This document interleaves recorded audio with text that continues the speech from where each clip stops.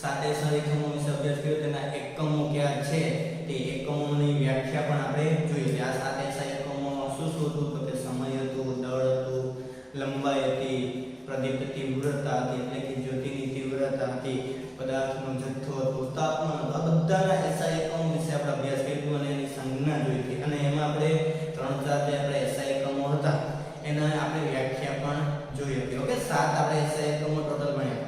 હવે એસઆઈ પદ્ધતિમાં વપરાતા પૂર્વકો વિશે અભ્યાસ કરવાનો છે. પૂર્વકો એટલે કે આપણે 10⁻⁶ હોય તો એનો પૂર્વક શું કહેવાય? તો 10⁻⁶ છે તેને માઇક્રો કહેવાય, 10⁻³ હોય તો એને મિલી કહેવાય, એવી રીતે.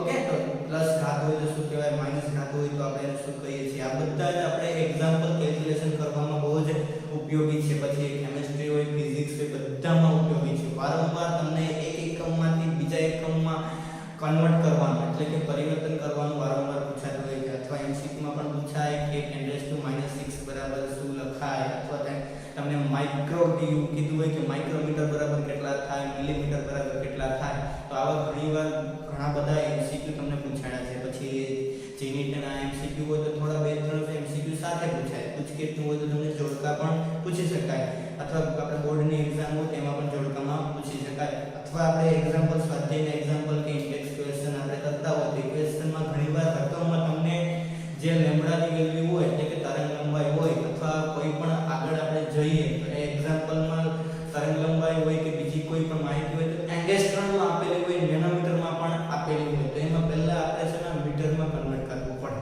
ઓકે, તો એના વિશે આપણે જોઈએ કે જો પહેલા તો આપણે નોર્મલ કન્ડિશનમાં જોઈએ. 10⁻⁴ હોય તો એને આપણે શું કહેવાય? 2 હોય તો એને શું કહેવાય? 1 હોય તો એને આપણે નોર્મલી ડેકા કહીએ અને એની સંજ્ઞા છે આપણે સિમ્બોલ DA. ઓકે, તો એવી રીતે આપણે પૂર્વકો પહેલા તો ગુણાંક અહીં લખું, ગુણાંક એનો પૂર્વક. ઓકે, ગુણાંક પછી એનો પૂર્વક અને એની સંજ્ઞા. ઓકે, ત્યાર પછી આપણે આ એક બાજુ જોઈશું એ નેગેટિવ વેલ્યુ વાળું જોઈશું, બીજી બાજુ જોઈશું એ પોઝિટિવ વેલ્યુ વાળું જોઈશું. ઓકે, તો પહેલા 10⁻⁴ છે, પછી આપણે જોઈએ 10⁻⁻1 હોય તો એને શું કહેવાય? ઓકે, ત્યાર પછી 10⁻2 હોય તો એને શું કહેવાય? 10⁻3 હોય તો એને શું કહેવાય? 10⁻6 હોય તો એને શું કહેવાય? હવે જો 1 2 3 પછી 3 વધશે. 10⁻6 પછી 10⁻9 હોય તો એને શું કહેવાય? પછી 10⁻12 હોય તો એને શું કહેવાય? પછી 10⁻15 હોય તો એને શું કહેવાય? 10⁻18 એને શું કહેવાય? 10⁻21 અને 10⁻24. તો આપણે આ માઈનસ ઘાતમાં અહીંયા સુધી જોવાનું છે કે એને આપણે શું કહી શકીએ. ત્યાર પછી આપણે એના પૂર્વક તરીકે શું લખી શકીએ એના વિશે પણ આપણે અભ્યાસ કરવાનો છે. પહેલા હું એક ટેબલ ડ્રો કરી દઉં જેના લીધે તમને ખબર પડે કે કઈ પૂર્વક કઈ જગ્યાએ યુઝ થાય છે અને એની સંજ્ઞા કઈ છે. ત્યાર પછી આપણે ધનવાળું પણ જોઈશું. 10⁻1 હોય તો એને આપણે શું કહી શકીએ? ડેસીમીટર કહી શકીએ. શું કહી શકીએ? ડેસી, અને એની સંજ્ઞા છે ડી. 10⁻2 હોય તો એને સેન્ટી કહી શકીએ, સેન્ટીમીટર. એમ હોય તો ખાલી 10⁻2 તો સેન્ટી. ઓકે, એની સંજ્ઞા તમે સી, સ્મોલ સી. ઓકે, 10⁻3 હોય તો એને તમે કહો છો મિલી અને એનો સિમ્બોલ છે સ્મોલ એમ. ઓકે, 10⁻6 હોય તો એને માઇક્રો કહેવાય. શું કહેવાય? માઇક્રો. ઓકે, તો માઇક્રો છે એનો સિમ્બોલ ખાસ યાદ રાખજો, મ્યુ. મ્યુ સિમ્બોલ છે એનો. 10⁻9 હોય તો એને તમે નેનો કહી શકો, નેનો. ઓકે, 10⁻9 એટલે નેનો, તો નેનો માટે છે સ્મોલ n. હવે 10⁻12 હોય તો એને પાઇકો કહી શકો તમે. ઓકે, એનો સિમ્બોલ છે સ્મોલ m. 10⁻15 હવે અહીંયાથી ખાસ યાદ રાખજો કેમ કે ત્યાંથી થોડું અલગ પડે છે. ફેમ્ટો કહેવાય એને સ્મોલ f. ઓકે, હવે આ 10⁻18 21 અને 24 એના જેવું જ પ્લસમાં પણ આવશે તો ખાસ તમારે યાદ રાખવાનું કે અહીંયા શું આવશે? એટો.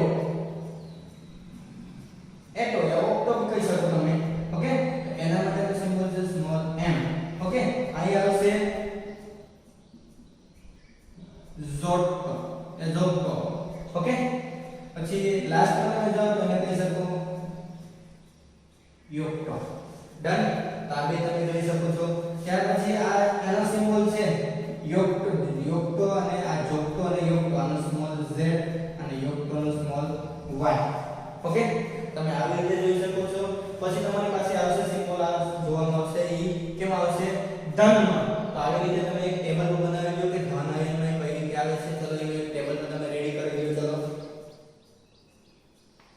ઓકે, એ તો જોક્ટો અને યોક્ટો આવું જ ટેબલ એક આપણે તૈયાર કરવાનું છે.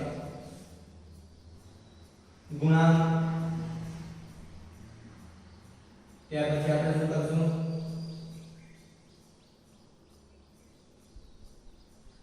પૂર્વક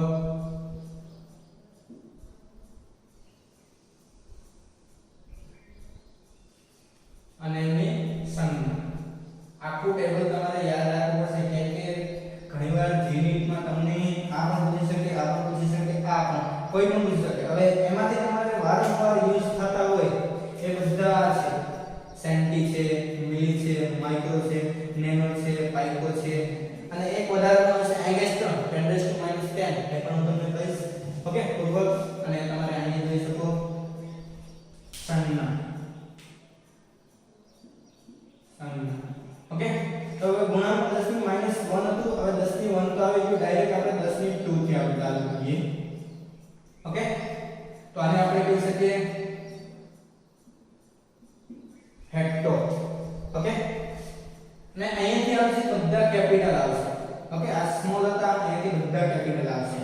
10 ની 3 હોય તમને બધાને ખબર છે કિલો. ઓકે, કિલો એટલે કે કિલોગ્રામ આવે છે ને આપણે રીતે. 10 ની 6 હોય તો મેગા કહેવાય. આવી રીતે બધા જ તમારે આવશે 24 સુધી તમે લખી શકો. મેગામાં આવશે કેપિટલ M. ઓકે, તો પહેલા હું બધું લખી દઉં. 9 આવશે તો શું કહેવાય એને ગીગા, કેપિટલ G. હવે આ જો પાઇકોમીટર વાળું હતું એની જે 10 ની -12 હતું, આ 10 ની +12 તો ન્યા આવશે ટેરા. ઓકે, 10 ની 15 હોય તો પેટા, કેપિટલ T, કેપિટલ P. પછી અહીંયાથી ખાસ યાદ રાખો, એટો હતો ને ત્યાં આવશે એક્ઝો આવશે. અડા એક્ઝો, અને એનો સિમ્બોલ અહીંયા સ્મોલ હતો ને અહીંયા આવશે કેપિટલ E. ખાસ યાદ રાખજો. પછી આ તો જોક્ટો વાળો તો ઝેટો, યોટો.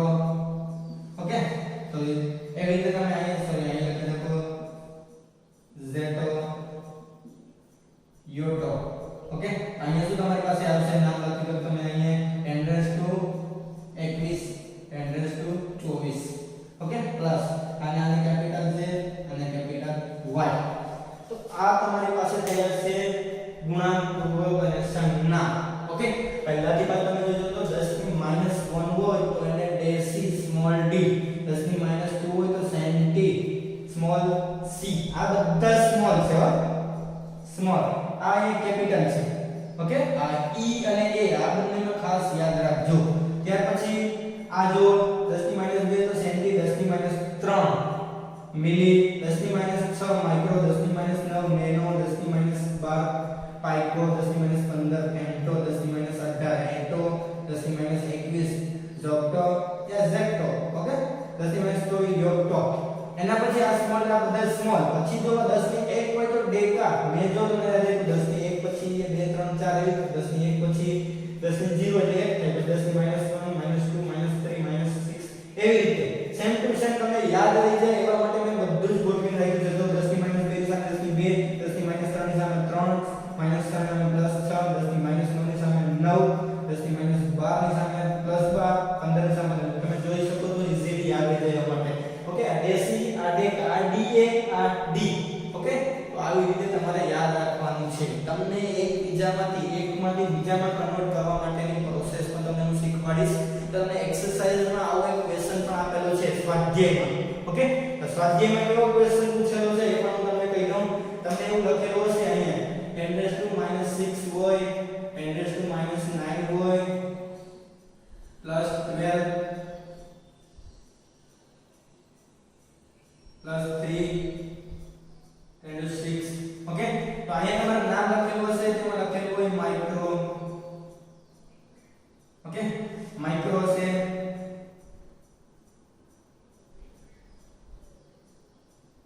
કિલો લખેલું હશે પછી નેનો લખેલું હોય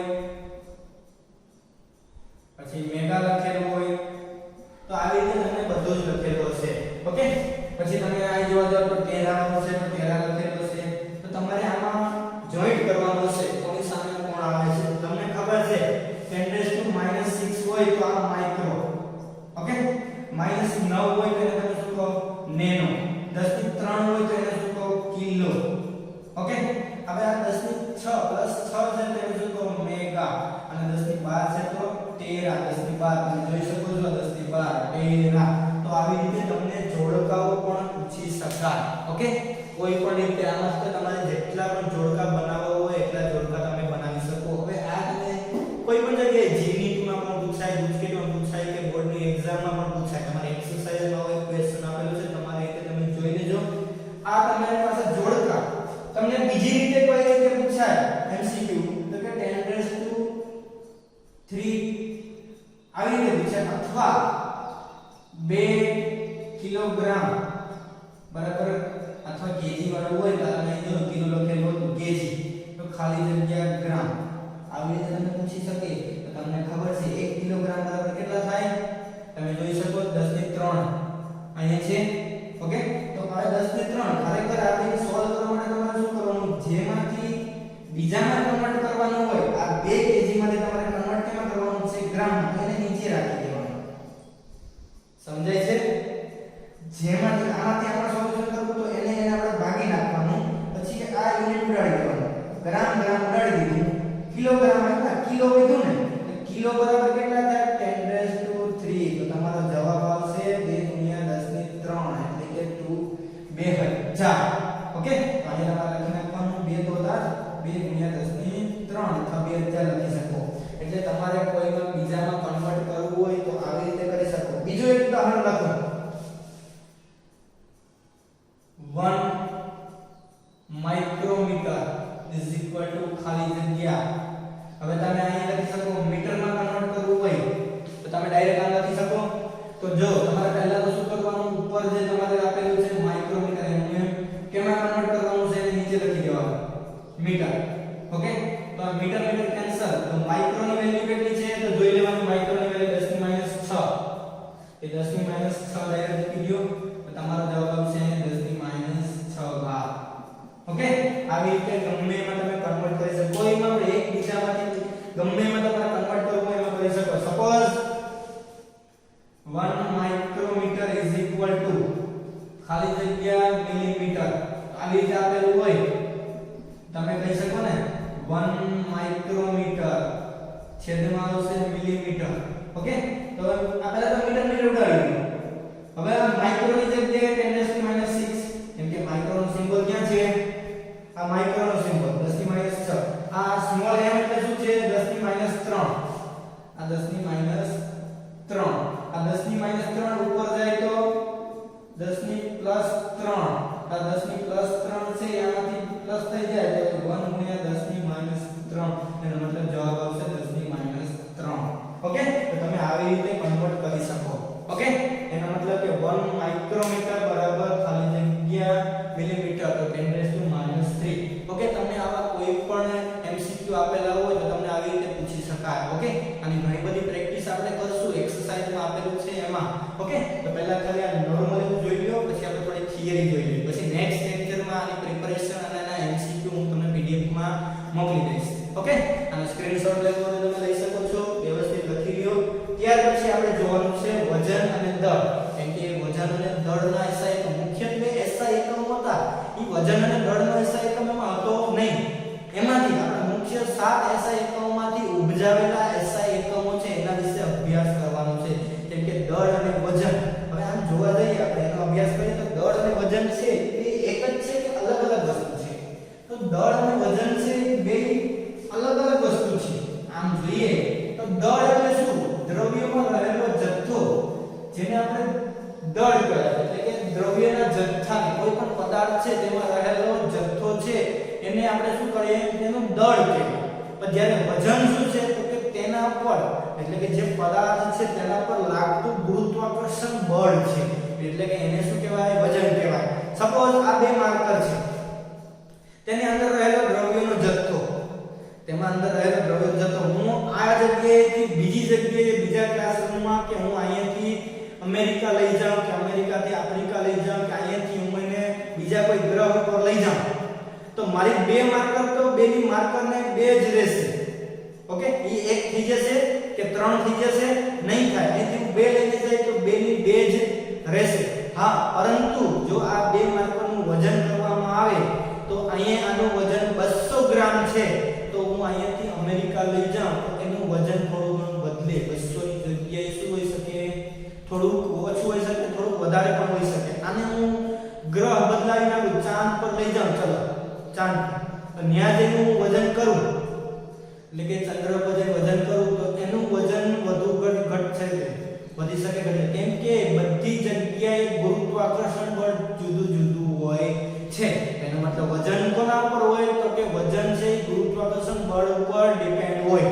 ઓકે એટલે કે જુદી જુદી જગ્યાએ ગુરુત્વાકર્ષણ બળ જુદું જુદું હોય. એનો મતલબ દ્રવ્યનો જથ્થો તો આ બે ને બે રહેશે અને અંદર જે જથ્થો હશે તો એ જ રહેશે પણ ગુરુત્વાકર્ષણ બળ બદલાઈ જાય છે એના લીધે એનું વજન બદલાઈ જાય છે. સમજાય છે? વજન બદલાઈ જાય છે દ્રવ્યનો જથ્થો એનો એ જ રહેશે. તમે 1 લિટર પાણી લ્યો 1 લિટર પાણી એનું વજન અહીંયા તમે કરો તો લગભગ તમને 1 કિલોગ્રામ જેટલું થાય. ઓકે કેટલું 1 લિટર પાણીનું વજન લગભગ 1 કિલોગ્રામ જેટલું થાય. એનું એ જ પાણી તમે અમેરિકા લઈ જાઓ તો અમેરિકામાં પાણી તો 1 લિટર જ રહેવાનું છે પણ એનું વજનમાં ફેરફાર થાય કેમ કે ત્યાં ગુરુત્વાકર્ષણ બળ ઓછું કે વધારે હોઈ શકે. ચંદ્ર પર 1 લિટર પાણી લઈ જાઓ તો પાણી 1 લિટરનું જ રહે પણ અહીંનું વજન અને ત્યાં બંને વજનમાં તફાવત જોવા મળે. ખબર ને કેમ કે ચંદ્રમાં ગુરુત્વાકર્ષણ બળ ઓછું જોવા મળે છે એના લીધે. ઓકે શૂન્યાવકાશમાં તમે જોવા જાવ તો શૂન્યાવકાશમાં શું હોય 0 ગુરુત્વાકર્ષણ બળ 0 હોય. ઓકે તો એવી રીતે તમે જોઈ શકો. ઓકે તો આપણે લખીએ અહીં દળ અને વજન વિશે. દળ તો કે દળ શું છે તો કે કોઈ પણ પદાર્થનું દળ એ તેમાં રહેલો દ્રવ્યનો જથ્થો છે અને વજન એ શું છે તેના પર લાગતું ગુરુત્વાકર્ષણ બળ છે. આપણે બે વિશે આપણે લખીએ કે લખવું હોય તો આપણે કઈ રીતે લખી શકીએ દળ અને વજન. દળ અને વજન ઇંગ્લિશમાં તમે લખવું તો તમે લખી શકો mass and weight. Mass and weight. તમારે પહેલો પોઈન્ટ શું લખવાનો દળ વિશે. દળ એ પદાર્થમાં રહેલો દ્રવ્યનો જથ્થો છે જ્યારે વજન એ તેના પર લાગતું ગુરુત્વાકર્ષણ બળ છે. તેના પર લાગતું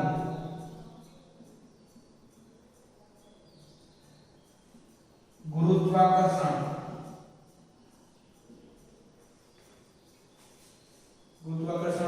બળ છે. ઓકે તો હવે દળ એટલે કે કોઈ પણ પદાર્થનું દળ અચળ હોય છે.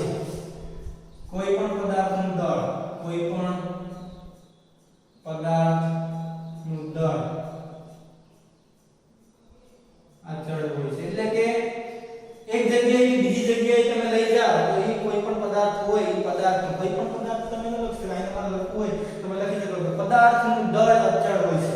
ઓકે કોઈ પણ કાઢવું હોય તમે કાઢી શકો તો એમાં લખવાનું પદાર્થનું દળ. ઓકે એમ કે કોઈ પણ એટલે તમે એમ પાછું કહેશો કે સાહેબ કોઈ પણ પદાર્થ તમે બીજો લ્યો કે પેન લ્યો પેન્સિલ લ્યો એટલે કે કોઈ એક પદાર્થનું દળ એક જગ્યાએથી બીજી જગ્યાએ લઈ જાઓ તો દળ અચળ હોય છે. પરંતુ પછી પોઈન્ટ તમારે લખવો હોય તો લખી શકો પરંતુ વજન એ એક જગ્યાએથી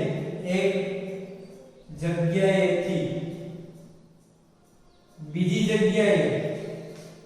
જગ્યાએ ફેરફાર થાય છે.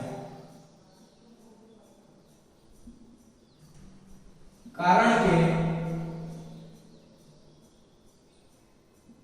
જુદી જુદી જગ્યાએ ગુરુત્વાકર્ષણ બળ જુદું જુદું હોય છે.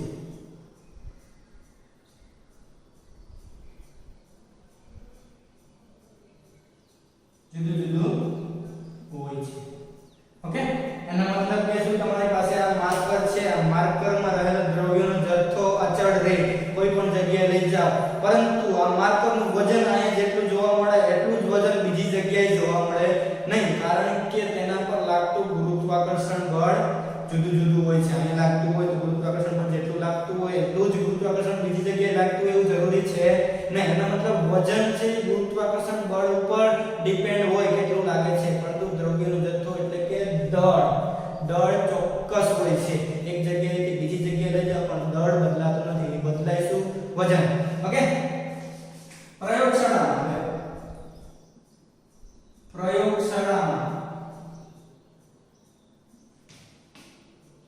દળને ચોકસાઈથી માપન કરવા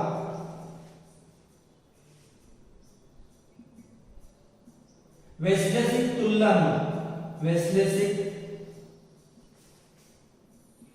તુલના એટલે એનાલિટિકલ બેલેન્સ પણ કહી શકો તમે.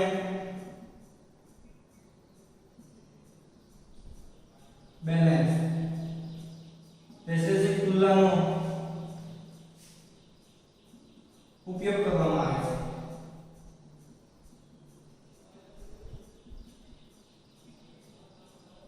હવે સમજો, વૈશ્લેષિક તુલના એટલે કે આપણે કાચની પેટીમાં જે આપણે વજન કરવામાં આવે ને વૈશ્લેષિક તુલનો કહેવામાં આવે.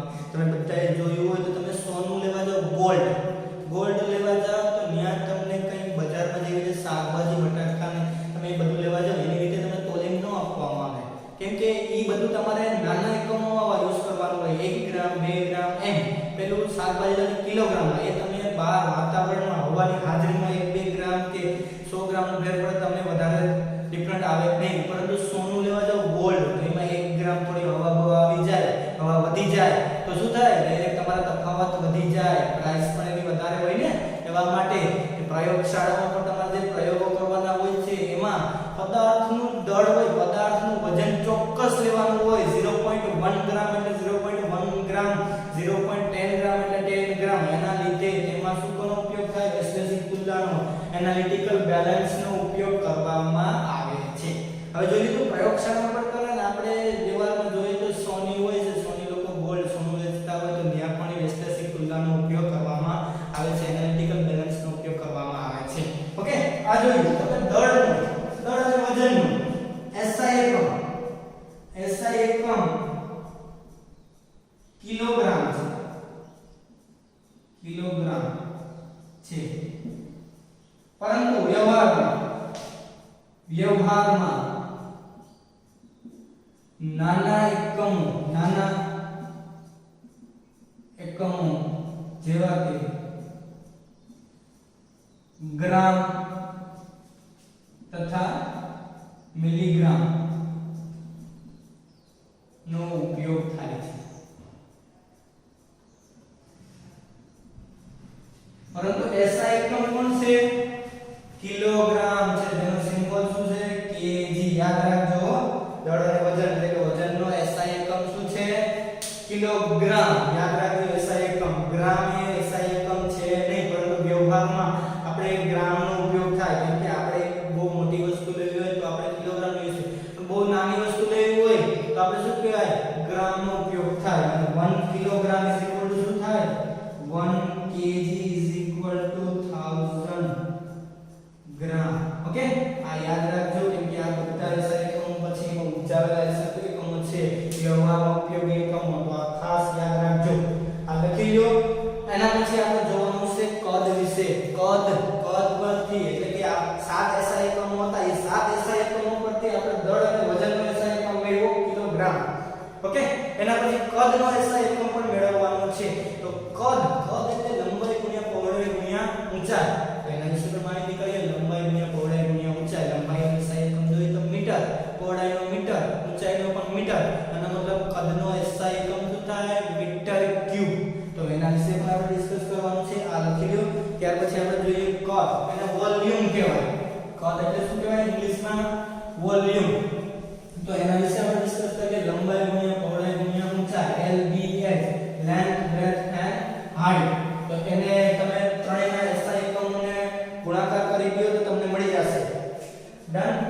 કદ એટલે કે વોલ્યુમ.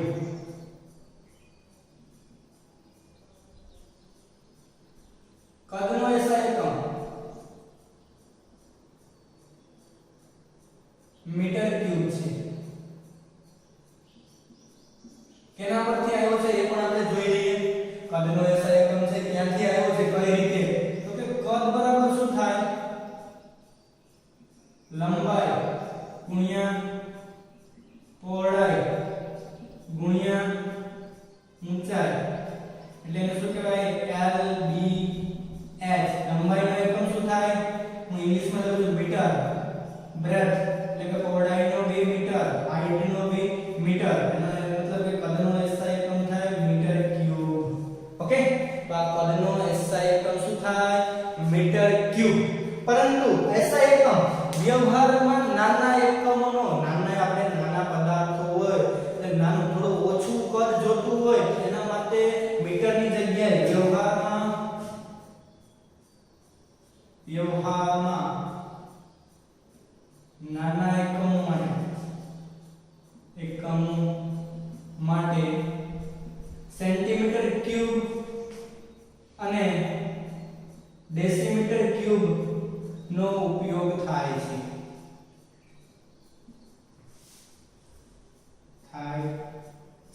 ઓકે?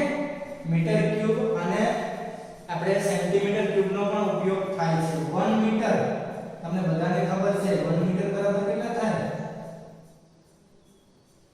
100 સેન્ટીમીટર થાય ને. 1 મીટર બરાબર 100 સેન્ટીમીટર એટલે કે 10 ની 2. અને હવે પ્રયોગશાળામાં પ્રવાહીના માપન માટે, પ્રવાહીના કદ માપવા માટે લીટરનો ઉપયોગ થાય છે. અને આ લીટર છે એ SI એકમ છે નહીં. એના માટે આપણે જોઈએ પ્રયોગશાળામાં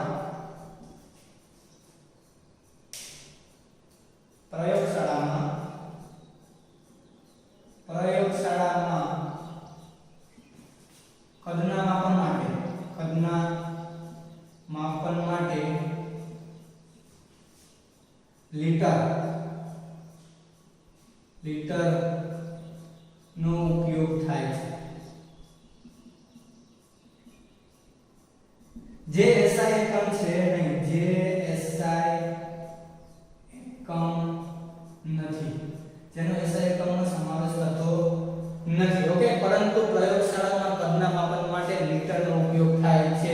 હવે તમે જોઈ શકો 1 લીટર બરાબર, આ ખાસ યાદ રાખજો, 1000 ml. 1 લીટર બરાબર શું થાય? 1000 ml. અને તમારી પાસે 1000 ml વાળું છે તો ડેસીમીટરમાં પણ કન્વર્ટ કરી શકો છો કે 1 સેન્ટીમીટર પર તમે જોઈ શકો તો આ લખેલું છે 1 સેન્ટીમીટર અથવા 1000 સેન્ટીમીટર બરાબર 1 ડેસીમીટર ક્યુબ પણ લખેલું છે. તો એ પણ તમે જોઈ શકો છો અહીંયા સેન્ટીમીટરમાં. ઓકે? 1 લીટર બરાબર 1000 ml. તમે એકબીજામાં કન્વર્ટ પણ કરી શકો. તમારી ટેક્સ્ટ બુકમાં પણ તમે જોઈ લેજો અહીંયા સેન્ટીમીટર માટે ડેસીમીટર ક્યુબ નું પણ લખેલું છે. એ પણ ખાસ યાદ રાખી લેજો. 1000 સેન્ટીમીટર ક્યુબ = 1 ડેસીમીટર ક્યુબ એને પણ લખેલું છે. ત્યાર પછી આ SI એકમ પ્રયોગશાળામાં તમારે હોય, પ્રયોગશાળામાં કોઈ પણ પ્રવાહીનું કદ માપવા માટે તમારે અંકિત નળાકારનો ઉપયોગ થાય. એટલે કે માપવા માટે અંકિત નળાકાર, મેઝરિંગ સિલિન્ડર કહેવાય ને. પછી તમારી પાસે અંકિત નળાકાર બ્યુરેટનો ઉપયોગ થાય, પીપેટનો ઉપયોગ થાય. તો આ બધી જ રીતે તમે કદનું માપન કરી શકો છો. તમે બ્યુરેટ અને પીપેટ જોઈ હશે, ના જોઈ હોય તો તમે પ્રયોગશાળામાં તમે અહીંયા આવશો ત્યારે બતાવશો. બ્યુરેટ, પીપેટ, કોનિકલ ફ્લાસ્ક આ બધું તમને બતાવવામાં આવશે. તમારી પાસે શું હશે પ્રયોગશાળામાં કદના માપન માટે બ્યુરેટ, પીપેટ, કોનિકલ ફ્લાસ્ક વડે અથવા તો મેઝરિંગ સિલિન્ડર અને અંકિત નળાકારનો પણ ઉપયોગ થાય છે. રાઉન્ડ બોટમ ફ્લાસ્ક આ બધું જ તમને માપવામાં આવશે. અને એ બધું તમારે એની ફિગર બધી તમારી ટેક્સ્ટ બુકમાં સામે આપેલી છે. બ્યુરેટ કોને કહેવાય, પીપેટ કોને કહેવાય, ત્યાર પછી કદ માપક વ્યાસ આપેલો છે, અંકિત નળાકાર આપેલા, ચાર વસ્તુ તમારી ટેક્સ્ટ બુકમાં આપેલી છે, તો એના ચિત્ર તમને આપેલા છે, તે પિક્ચર તમે જોઈ લેજો. ઓકે, ત્યાર પછી આ તમારું પૂછ્યું છે કદ. કદ પછી આપણે જોવા જઈએ તો ઘનતા આપેલી છે. શું? ઘનતાનો એસઆઈ એકમ આપણે જોઈએ. ઘનતા એને તમારે ઇંગ્લિશમાં કેવું હોય તો કહી શકો ડેન્સિટી. ડેન્સિટી. ઓકે, ઘનતા કોને કહેવાય? એકમ કદમાં રહેલા દ્રવ્યોના જથ્થાને, એકમ કદમાં રહેલા, એકમ કદમાં રહેલા દ્રવ્યના જથ્થાને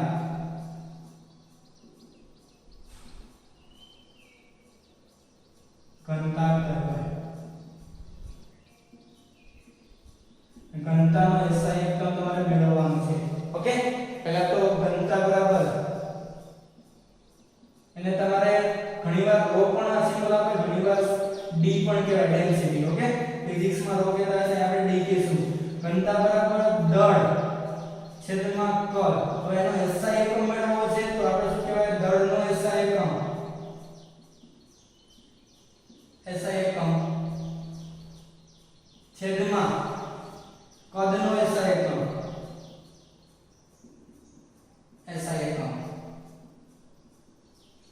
દળનો એસઆઈ એકમ શું છે તમને ખબર છે ને? કિલોગ્રામ છે, એટલે કે કેજી. છેદમાં કદનો એસઆઈ એકમ આપણે હમણાં જ મેળવ્યું છે મીટર ક્યુબ. એનો મતલબ કેજી પર મીટર ક્યુબ. અને લખવામાં તમારે લખવું હોય તો કેજી ઇન્ટુ આ m છે ઉપર જાય તો -3 લખા. તો એનો એસઆઈ ઘનતાનો એસઆઈ એકમ શું છે? KG per metre cube. Okay, KG into m ની -3. આ એનો એસઆઈ એકમ છે. એસઆઈ એકમ. ઓકે, પરંતુ વ્યવહારમાં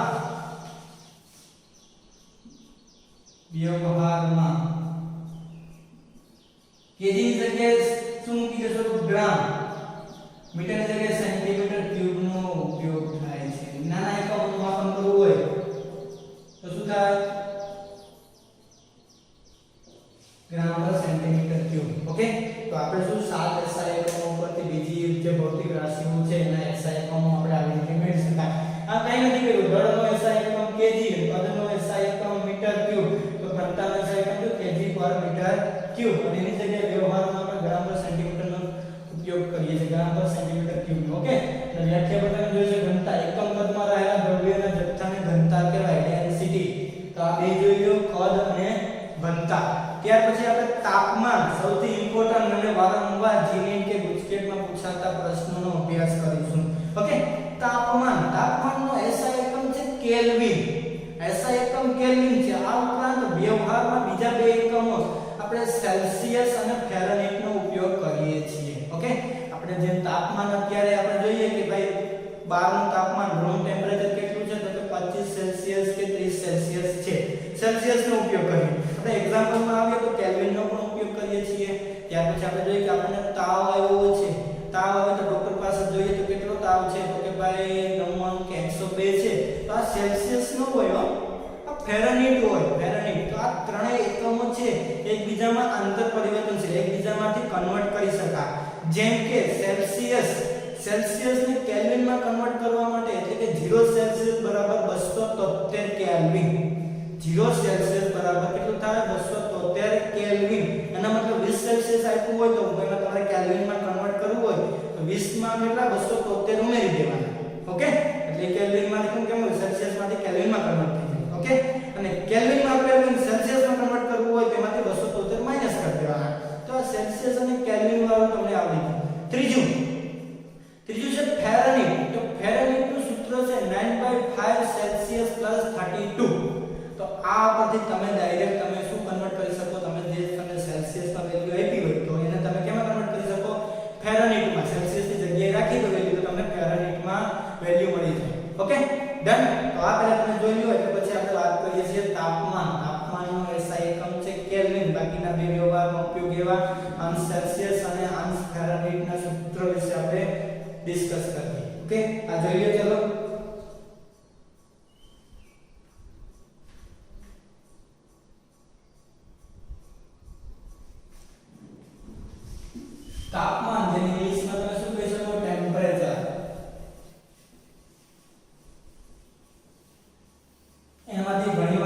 કન્વર્ટ કરવાનું પૂછી શકે કે એટલા સેલ્સિયસ બરાબર કેટલા કેલ્વિન થાય.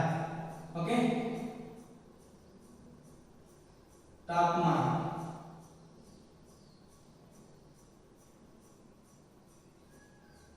ટેમ્પરેચર. પહેલું તમારી પાસે સેલ્સિયસ હોય તો 0 સેલ્સિયસ બરાબર શું થાય? 0 સેલ્સિયસ બરાબર 273 કેલ્વિન. અહીં લખી દો 0 સેલ્સિયસ બરાબર 273 કેલ્વિન. ઓકે, તો તમારે સેલ્સિયસ માંથી તમારે સેલ્સિયસ બરાબર શું થાય? 273 પ્લસ કેલ્વિન. ઓકે, અંશ સેલ્સિયસ વાળું પહેલું સૂત્ર થયું. બીજું સૂત્ર તમારે કેલ્વિન હોય તો સેલ્સિયસ માંથી -273 કરી દો તો થઈ જશે. નહીં, કેલ્વિન છે તેમાં સેલ્સિયસ છે તો સેલ્સિયસ માંથી -273 કરાય. આમાં કઈ મિસ્ટેક છે?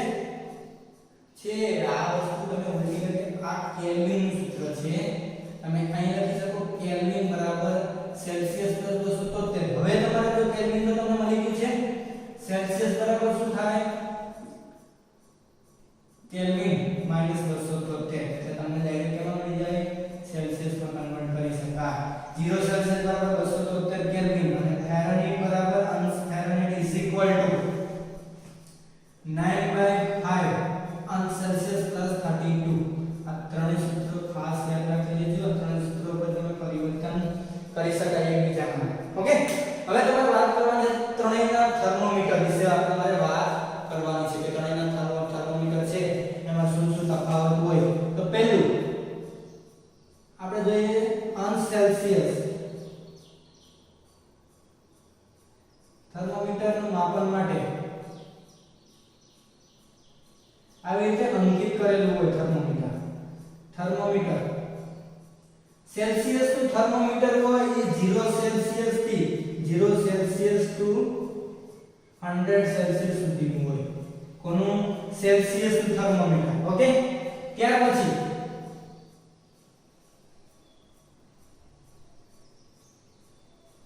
આપણે જોવાનું છે કેલ્વિન નું થર્મોમીટર. કેલ્વિન નું થર્મોમીટર હોય એ 273 થી 273.15 કેલ્વિન થી 373.15 કેલ્વિન સુધીનું. ઓકે, ત્યાર પછી ત્રીજું આપણે જોવાનું છે ફેરનહીટ પર. 32 ફેરનહીટ થી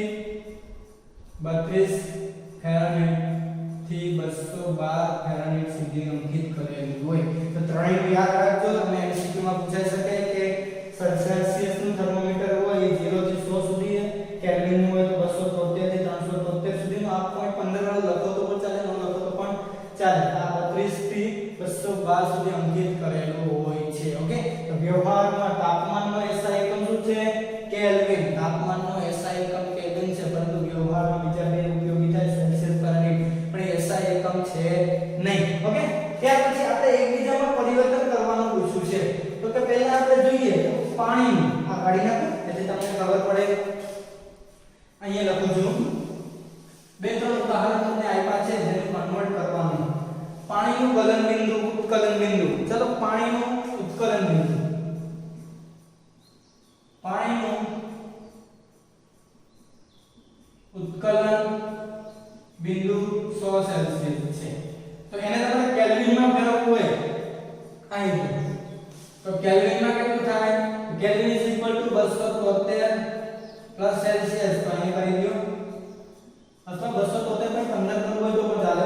મોસ્ટ ઓફ 15 લેતા નથી પણ આપણે લખી શકીએ 273.15. તો 273.15 પ્લસ 100 સેલ્સિયસ તો તમને મળશે 373.15. ઓકે, તો આ કેલ્વિનમાં કન્વર્ટ થઈ ગયું. હવે જો આને તમારે ફેરનહીટમાં કન્વર્ટ કરવું હોય તો પણ કહી શકો. તમે અહીંયા ડાયરેક્ટ વેલ્યુ રાખી દો. તમે ત્યાં વેલ્યુ રાખી દો. તો ફેરનહીટ અંશ ફેરનહીટ = 9/5 ઇન્ટુ આ સેલ્સિયસ ની જગ્યાએ 100 રાખી દો પ્લસ 32. ઓકે, આ શું છે 20 180 પ્લસ 32 32 તો શું થઈ ગયું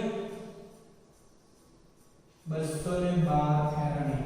તો આ તમને જવાબ મળી ગયો ને. જો તમે જોઈ શકો પાણીનું ઉત્કલન બિંદુ 100 સેલ્સિયસ છે તો 373 સુધી 373.15 સુધી અને આ 212 સુધી.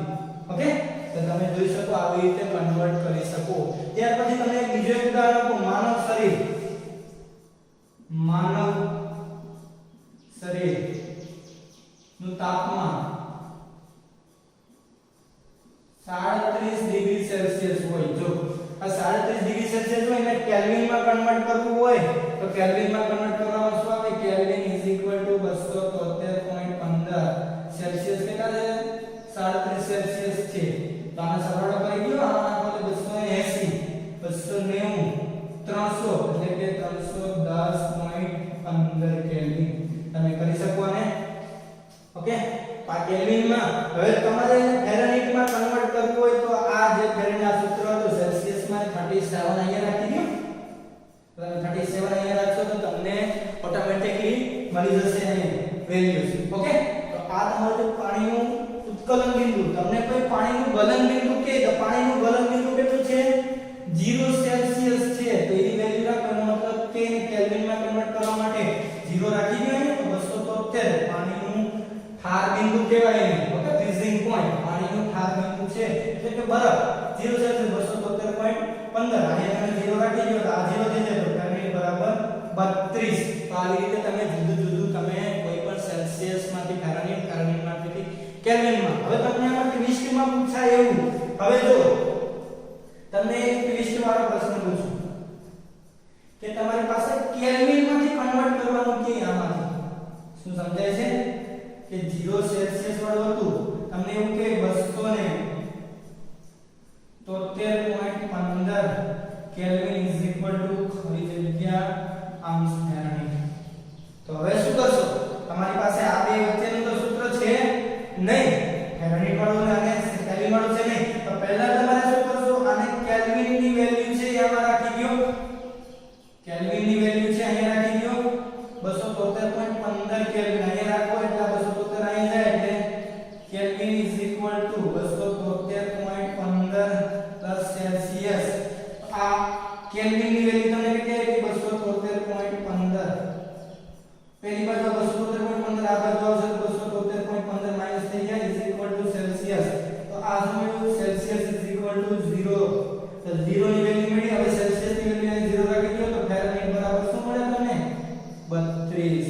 એનો મતલબ થઈ ગયું કે 273.15 કેલ્વિન બરાબર કેટલા થાય? 32 ફેરનહીટ. ઓકે, અંશ ફેરનહીટ. એનો મતલબ તમને એવું કાંઈ જરૂરી નથી કે આમાંથી આમાં પૂછે ને આમાંથી આમાં પૂછે. આમાંથી આમાં પૂછી શકાય. એટલે આ તમારા જીનિટ માટેના MCQ છે. ઓકે, ત્યાર પછી આવા ઘણા MCQ આપણે જોઈશું નેક્સ્ટ લેક્ચરમાં.